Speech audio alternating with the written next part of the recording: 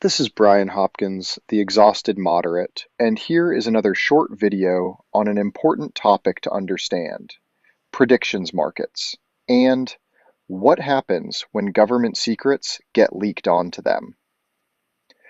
All right, let's get right into it.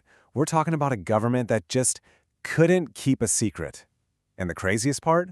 The proof isn't buried in some dusty, classified file. Nope, it's right there, permanently etched onto a public blockchain for anyone and everyone to see. So before we even touch the data, I really want you to see this quote. It's from the founder of the Exhausted Moderate, and it perfectly sets the stakes. You know, when I was in the intelligence community, this was our reality, every single day. If the wrong people knew, people died. That wasn't some abstract idea, it was real. So just keep that in mind as we unpack what's about to unfold. Okay, so here's the absolute heart of the issue. Get this. 3 times in just 4 months, some of the most sensitive U.S. national security secrets, they just appeared on a public betting platform. And this was before anyone in the public had a clue. We're talking top secret military actions, delicate diplomatic missions, just out there. Now, it's really important to get this straight. This is not a story about some evil tech platform. The platform itself didn't leak anything. Think of it like a camera that caught a crime. The camera didn't commit the crime, it just recorded it for everyone to see. That's what the blockchain did here.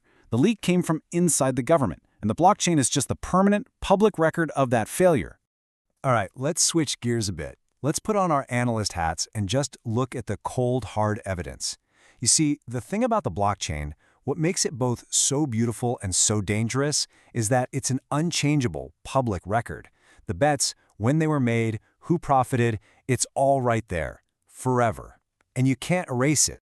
And when you look at it, a pattern just jumps right out at you. It's wild. So, January 2026, some account named Burdensome Mix makes an absolute killing betting on the extraction of President Maduro from Venezuela. Okay, one-off, maybe? Nope. February, 6 brand new crypto wallets cash in big time on U.S.-Israeli military strikes against Iran.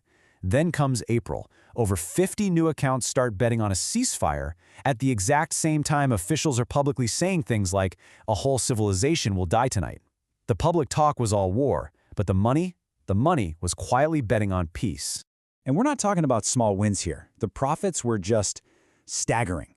Remember that Burdensome Mix account? Well, they took 32 grand and turned it into more than $436,000. That's a 1,300% return on their money. Come on, you and I both know that's not a lucky guess. No way.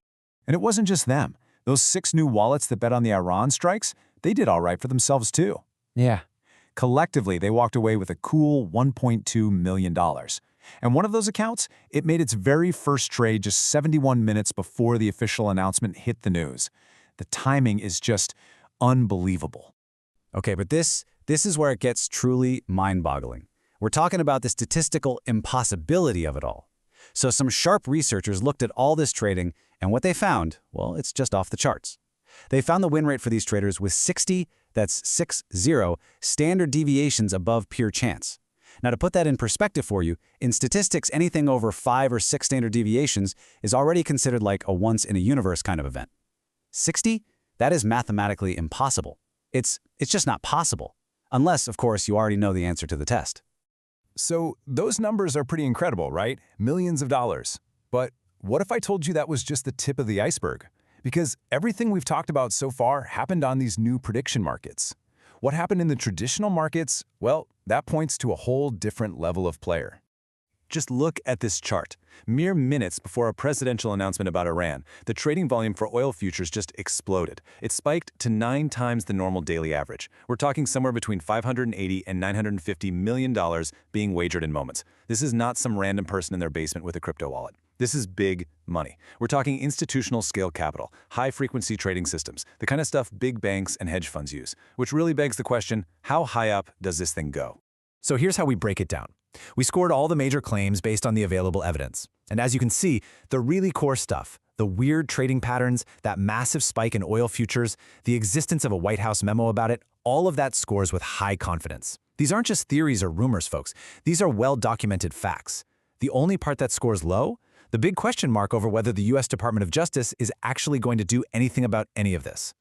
Now, if you've been following this story at all, you're probably a little confused, because depending on where you look, you're hearing two totally different stories. So let's take a second to untangle this. We're going to look at how this is being framed and, more importantly, what both sides are completely missing. Okay, so on one hand, you have the story from the left. This is all about greed, corruption, and war profiteering. The focus is on the morality of it, the human cost, and the argument that we need a major regulatory crackdown, like yesterday. Then, on the other hand, you have the story from the right. For them, this is about innovation being choked by the government. They see these prediction markets as truth machines, these amazing new tools, and any regulation is just government overreach getting in the way of progress.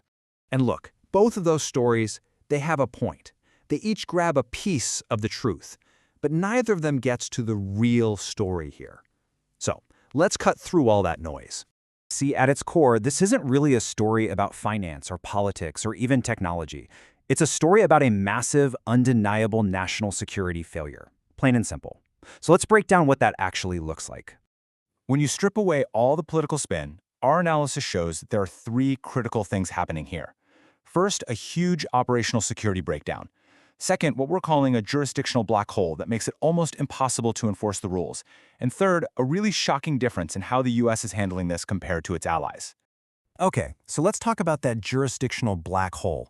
It's a huge structural problem. See, US regulators do have authority over these kinds of markets. The problem is, every single one of these shady trades we've been talking about, they all happen on offshore platforms. And those platforms are outside the reach of US law. So you have this bizarre situation where the US government has the power to regulate, but the crime is happening just out of arm's reach. It's a perfect loophole. And this slide right here shows you the result of that loophole perfectly. Let's compare. For the exact same behavior, using classified intel to get rich, Israel has already indicted 2 people. We're talking serious criminal charges, bribery, aggravated espionage. Meanwhile, in the United States, 0. Nothing. No indictments. Federal prosecutors are apparently exploring cases. The difference is just, it's night and day. So after looking at all this data, all these facts, it all brings us back to one big and honestly, a pretty disturbing question. And this is the part that really gets to me. Look, these prediction markets, they have the potential to be an amazing tool, right? They take the wisdom of thousands of people and turn it into a single powerful forecast. But when you have insiders with secret information gaming the system, they poison the well. The tool becomes worse than useless. It becomes dangerous. It starts spewing out misinformation that's disguised as wisdom. It has all the authority of the crowd, but it's really just echoing the secrets of a corrupt few.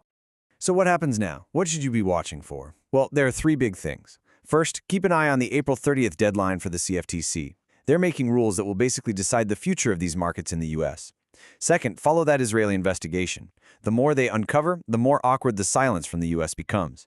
And finally, if the current ceasefire falls apart, watch the blockchain, because it'll be the first place to tell us if somebody, somewhere, knew what was coming again.